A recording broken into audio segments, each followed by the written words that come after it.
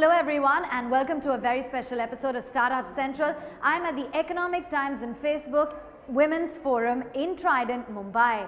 This is the venue for the prestigious event where the finest doers and the craziest dreamers are on a single diverse platform, and we have the brightest and the brilliant women with keynote conversations, discussions, one-on-one interviews from all walks of life, telling us more about the power of a billion.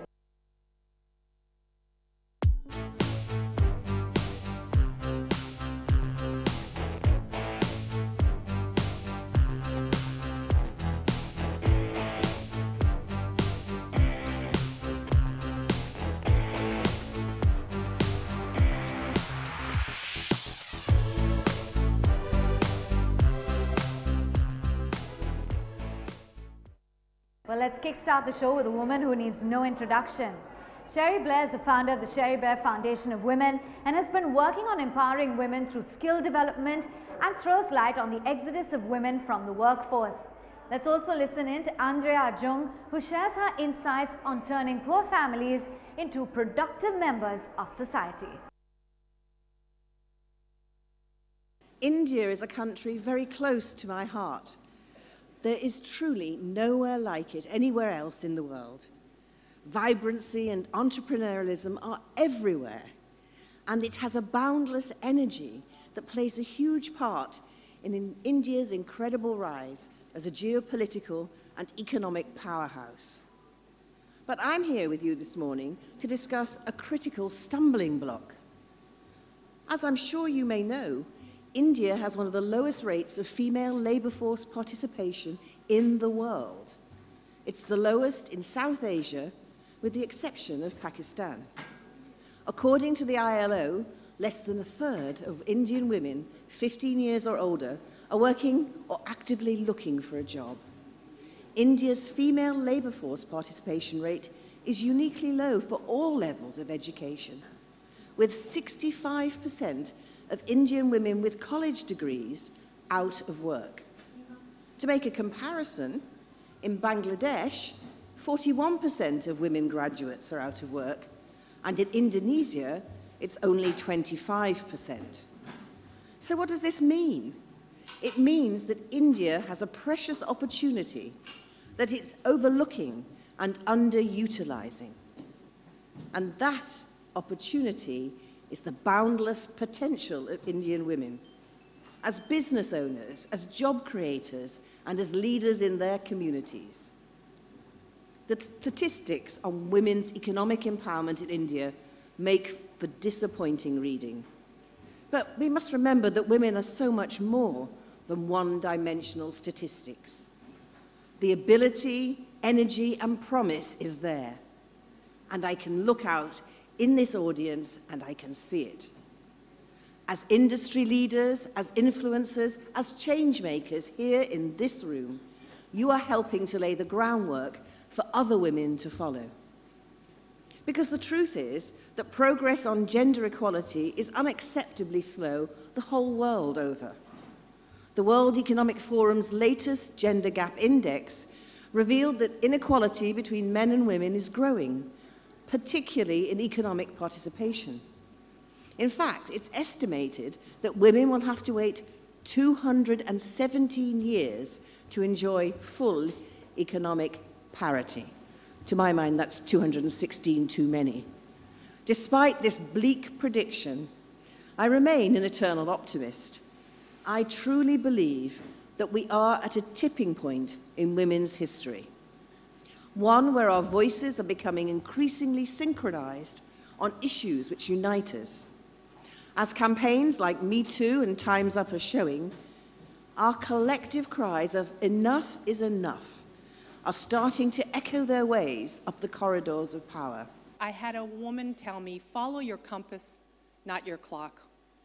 When you listen to my bio or you read it, it sounds like everything was straight up the trajectory and I got that CEO job at a very young age. But actually, 2 years before I became the CEO, I was promised the job and the board took a different direction. They decided that at 38 years old, I wasn't ready because I hadn't been a CEO, but how can you be a CEO if no one gives you the chance?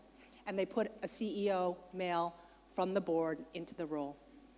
And there was a big expose about that in the New York Times that said there's a glass ceiling, women can't get to the top. And from that article, I was actually offered 2 CEO jobs. And this mentor of mine said, but you love Avon, you love what it's about. You were never all about just getting the title in the corner office. Follow your compass, not just your clock. The second piece of advice I was given, which I think I tell young people all the time, this is a world where industries are getting disrupted overnight. And you have to reinvent your companies or your businesses. But people are the reinvention. Companies can't reinvent themselves, only leaders can reinvent. So the advice I got was the following. Fire yourself on Friday evening, and then rehire yourself on Monday. If you lost your job on Friday, and they brought in someone new on Monday morning, would he or she do something different? Would he or she look at your very same role with fresh eyes, be able to walk away from those sacred cows, look at things that perhaps you've become a little stayed in because you've been there a long time?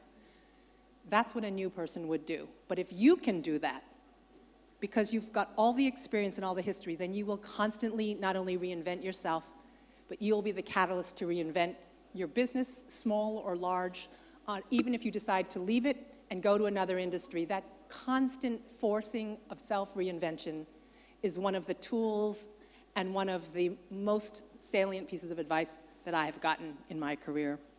And then finally, last but not least, be the first, but never be the last. People used to say to me, it's wonderful that you've been the first woman in your family to make it that far, or you're the first Asian American to become a CEO in the Fortune 500. But I always say to myself, so what good would that be if I was the last?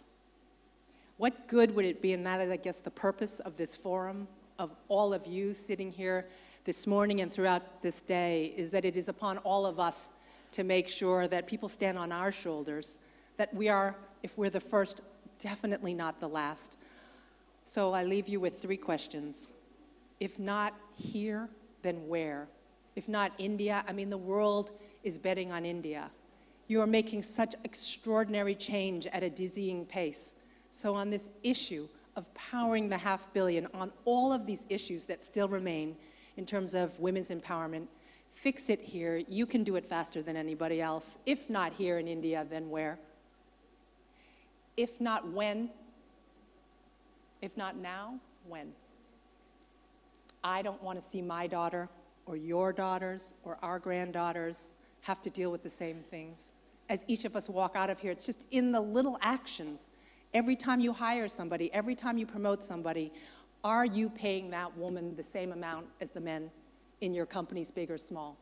And in those little actions of every single one of us, that is where progress comes. We don't need laws, but we need to walk out of here. It's absolutely unacceptable, and the time is now. So if not now, then when? And finally, if not us, then who? From e-commerce to financial services, women entrepreneurs are changing the narrative in the Indian startup ecosystem slowly but surely. Let's hear Vani Kola, Meena Ganesh and Rajan Anand giving their views on the new wave of women entrepreneurs. Startups, ideally, when you're 25, 30, 35, how do you get women to really start those companies, right? And give them the courage to start up, have a supportive ecosystem. I think the support structure is very, very important, right? It's interesting. I'll give you an example. I don't know whether Neha is here, but founder of Mujik, which is the leading in-store music streaming company. I remember I invested in like 4 years ago, and I was meeting with her. And by the way, it's amazing. When you meet these women, you can tell in about 15 minutes because they've eaten you out. I mean, it's just like you can't say in a word. You've got it. You have no idea what you're talking about, right? Which is fantastic. That's what you want, right? It's that. And so I said, so why are you doing this? She said, I don't want to get married. Right? And I told my dad, I'm building this company, and once I build this company, then maybe I'll think about it. So, and obviously the dad was very supportive because she's from a small town, and she was able to do that. So I think the support structure is very, very important, right? How do you get parents, husbands, brothers, and so on to let women go out and pursue their dreams, right? I think if you look at India, I think very few homes still have that sort of supportive model, right? And how do you build that sort of culture of support, I think is very, very important. Vani, if I would come back to you, how does one make it easier for women? Does the system need to make it easier for women? If I go back to my own life examples, honestly, there were a couple of board meetings where I had to have my 5-year-old sit in a corner coloring just because that day that was the situation. And do you have the, I don't even want to say do you have the freedom to do that? Do you have the space where you can integrate your life? Because the age where you need to find this perfect balance has lots of demands on a woman far more than on their male counterparts, right? So do your work environments, do your home environments, do your colleagues understand that or don't? I still remember we had a road show and my daughter was 6 weeks old and I was breastfeeding her at that time, and we traveled with her, and first my VP of marketing was aghast. He said, we are going to do 7 cities and you know we have a 6-week-old. I said, it's all going to work out. And in fact, he was a champ and a trooper, was willing to sort of, you know, go along with the whole flow. So I'm just saying, I think we need to be willing to integrate our lives more. I don't think we can separate home and work as, you know, two separate aspects of our life. So Falguni, I'd like for you to come in at this point and say, is it really the responsibility does it lie with the woman? For instance, in scaling a company, a lot of women might choose then to say, I will not scale beyond this point because I want flexibility, you know. So yeah, how do you used to think like that, and I said that women need to lean in, but I'm seeing very different women today. And we have a beautiful ad called Haseen Tu, Haseen Din, and what we say there is that today we have a defense minister who's a woman. We also, you know, in terms of, like, you know, very often you see pilots who are women or women in science, as well as, you know, today you can be an actress and a mom. I mean, so we actually tell women that these are better times. Times are definitely changing, and these are better times for women, and especially the age group that we deal with as our customers, which is 22 to 35. We are clearly seeing that. So I personally feel that yes, women need to make that choice to want more for themselves, and that is the starting point, and then everything else can fall into place. But I already see it happening, and it's happening in a big way. So if I were to just give a quick example of number of people in my company, we've had last year about 3-4 women going through pregnancy, and of course government has now given 6 months maternity, which is great. I wish I had it when I was young. I took some unpaid leave. But, you know, I think I was really worried because I didn't want to be unfair to them. I'm very, you know, in the company we're very meritocracy driven, and I didn't want to be unfair to them because they'd had the baby. But many of them have given me no chance. They've come back so committed to work, and they're really, I can see that they're committed. They're traveling, they're coming into work, and of course, once in a while when their moms are not there to support them, they are staying at home and working from home, and we can see that. So they've given us no chance to really not take them seriously, and I'm seeing more and more of that with young women, and I'm so proud of that. You know, it's really good to see that. Like, I think if you, and that is what is needed for women to really make the difference, you know. Meena, in your case, for instance, you kind of nurtured, like you said, 4 out of the 10 that you've backed are women-led startups. Correct. What are the conversations that you have with them when it comes to, for instance, scaling a company, being hungry for more capital, perhaps? What are the conversations you're having with them? See, what I find is that none of the women that we work with are looking at scaling as something that that needs to be restricted because of their gender. I mean, it's really the conversation that I had is this business scalable? How fast should it scale? What is the most appropriate way to scale it? And what is the capital required for that? I haven't come across women saying, you know, but that would mean that I need to work a few extra hours or I have to travel more. Now I don't think I'm able to do that, so let's not do that. I just haven't come across those conversations at all. So I don't think I am seeing that at all. That said, I think the population of women that I am meeting are probably also from the more privileged and better supported class. I think we really need to take this conversation beyond that to the smaller cities or people who are not so lucky to have society saying, yeah, go for it, husband saying, yeah, I'm there behind you. You don't have that support. There are enough women who live still in joint families or expected to still be the ideal bahu while doing whatever else is there in their mind. There is a reality. I think it's important to give them voices, give them courage, give them a societal platform, give them the kind of ecosystem that will tell them, it's okay, you can do it. You're absolutely capable of doing it. Let's see how we can push you along. Quick break on the show. Stay with us. On the other side, I get you some more engaging and inspiring women's voices when we return.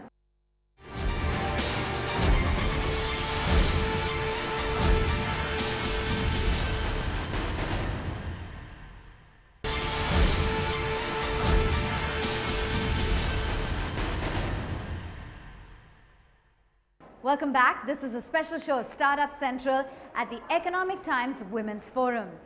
Now, when it comes to the workforce, whether we like it or not, with a few exceptions, women remain excluded from senior management. In India, a meager 800 women directors are of BSE 500 companies out of about 8,000 odd. Sandeep Gurumurthi, managing editor ET Now, engages with the panel, including M Damodaran, the former SEBI chairman, to talk about the new leadership imperative and getting more women to dominate the boardroom. I've had the privilege and the journey, as I spoke about a little bit earlier this morning, of being on some big corporate boards for 20 years. And certainly things change. You know, it is not a fast sprint. It does take time. And so over the 20 years, I've been able to see progress. And it doesn't start with 5 people on a board in General Electric, which is, we had 5 women on the board when I was on the board last, but it didn't start off that way. So it doesn't happen, again, overnight, but gradually you have to start somewhere. There are the numbers of women on boards, and then there's the culture around the board table, but you have to get the numbers first. I mean, you can't start changing the culture until you actually have 1, and then 2, and then 3, and hopefully more women on the board over time. So the discussions change. Women and men approach subject matters differently, and that is healthy. It's constructive tension. I don't think a board with 100% women would be healthy either. I think a board should marry the community, it should marry the population of the world, it should marry the profile of the customers or clients of the firm. Mr. Damodaran, you know, though India seems like a small number, but we've sort of made some progress over the last few years, largely because of the regulation that mandated you know, the participation of at least 1 woman director on the board. Does that work? Is that enough? What more needs to be done? No, clearly it doesn't work. But first, let me make one basic point. We are not looking for women directors. We are looking for directors who also happen to be women. The minute you say you're looking for women directors, the entire discussion, debate, call it what you will, takes another trajectory altogether. I don't want to go there. Let's split this into 3 questions. More focus, more objectivity, and their presence on boards makes the men perform better. The men sit up straight, the men don't get drawn into tangential discussions, and therefore the board as a collective definitely does its job much, much better. Why is it not happening? Because many managements, as well as clubby boards, I mean, let me look at it from the point of view of managements first. Managements, many managements, I won't say all of them, look at boards as either a procedural nuisance or a substantive diversion. So they really don't want boards. They think we'll go through the motions of dealing with this bunch of guys. So they're not going to look at who adds value to boards unless you're looking to extract value from boards and see the board as a seat of wisdom. If that doesn't happen, you're not getting started. Then the men who have had a very comfortable existence in boardrooms, you come there, you have your tea, your coffee, your normal jokes, occasionally discuss agenda items, and when the time is up for lunch or something, you go. And suddenly all this changes the minute you get a lady who comes to the board, has read the papers, asked the questions that needs to be asked, and none of this is fiction. As I look at the audience, I can see at least 1 colleague of mine from a board who came into the board after I did, and I must say, electrified the board by her presence, the contribution, etc. But that's something that I will discuss separately with her. Will not discuss with her. How do you get these people on board? Right. The best way not to get them on board is to have women director training programs. That's the best way not to get them on board. Because the minute you put them together, you're already bracketing them in one group. You think they need special training, as if the men hit the ground running when they get into boardrooms. Forget that. Christina, I want your thoughts on the fact that Norway and many European countries have sort of introduced this mandate-based approach. Norway, for instance, has 40% mandatory board representation for women. How has that worked, and does that necessarily lead to a trickle-down effect, which is also a desired outcome, to see more women in the workforce? Very good question. In Norway, we have had the boardroom quota of 40% for 12 years now, and all the large listed companies comply.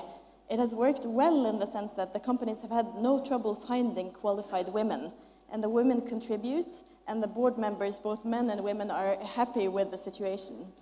However, the trickle-down effect has not happened at all. So at management level, we are just as few women as we were before the law was changed.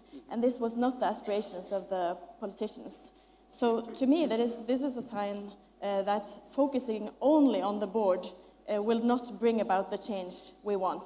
Still in Norway, the percentage of female CEOs in the large companies is 5%. 5%. And this is in a country where female labor market participation is 76, which is amazing. But we haven't succeeded in bringing up women up the corporate ladder quite to the top. Elizabeth, you've worked with CEOs and their successors. Have you seen a change in their approach when it comes to gender diversity? I know you inherently believe that there is a difference in the leadership style of men in boards and women in board, and often there's a conflict. Could you share some sort of experience, some anecdotes on how that really works? Yes, well, what I would say is that I live in the UK, but I work internationally. In the UK, as soon as there's been a big focus recently on getting more women on boards, and we did not put a quota into place, but there were targets, because that was a preferred route. But since then, it's become, if you will, fashionable for senior men in CEO jobs to be thinking about this. And many men, of course, in CEO jobs have daughters, or they have wives who are in the workforce. So at home, they're beginning to hear about all the challenges that women, young or older, have, and it's more personalized. So there is a movement, and it's becoming more and more fashionable, I think, for men to be thinking about these things and taking steps to change the numbers. From my point of view, the numbers is a step, but it's not the most important thing, because the culture is what actually makes it work or not. Women also impact the workforce in obvious and subtle ways, bringing a richness and challenges that are associated with diversity. So how does social media behemoth like Facebook play a role? I chatted with Anki Das, who's the Director Public Policy for Facebook India, on the economic impact of women in the workforce. Listen in. As economic growth progresses, there is this increasing phenomena of women dropping off from the workforce. And let's just unpeel this data and understand why this is happening. The World Bank put out a study recently, and it was very instructive in terms of what's going on. One of the two factors is, of course, economic, which is as women move up the economic pyramid, they want more meaningful work. And obviously, there's an opportunity squeeze in terms of mobility, in terms of them being able to capture that space in terms of doing the meaningful work. And then there is this dropping off phenomena which then triggers off. The second aspect is really something with women you cannot unhinge the social from the economic. You just cannot do that. Yeah. And the second factor is what we have struggled with forever, which is our normative factors, our society and our norms. It is the central question is that what is the agency which a woman has? Is her work really valued by the family? There is a study which we in Facebook had commissioned in 2016 with development economics, and what we found is that the biggest barriers to women holding back or dropping off from the workforce those constraints are essentially family and domestic commitments and relative prioritization in terms of what comes first. The second aspect is access to finance and access to capital. The study also showed us that 4 out of 5 women do want to start a business on their own or want to be in valuable economic value creating roles. But that is just not happening because of this conflict, of these conflicts which we are seeing playing out. Well, with that, we're completely out of time. Those are some fierce, engaging, and inspiring women that really shows us the power of 500 million. Thanks for watching.